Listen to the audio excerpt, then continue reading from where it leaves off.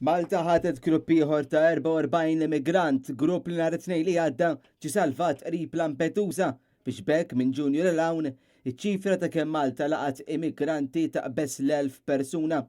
L-44 immigrant kienu ilhom 3 ijiem f'nofs kontroversja u battibek bejn Malta u l-Italja bil-gvern ta' Di Maio u Salvini ma jċedix u l-Italja baqgħet tirrifjuta li tieħu lil dawn l-immigranti.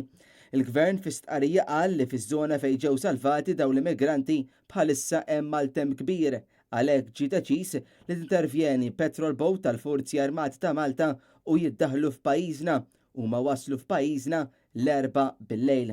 Mhux magħruf eżatt kif se timmanuvra Kastilja issa li dawn l-44 immigrant rifsu l-art Maltija.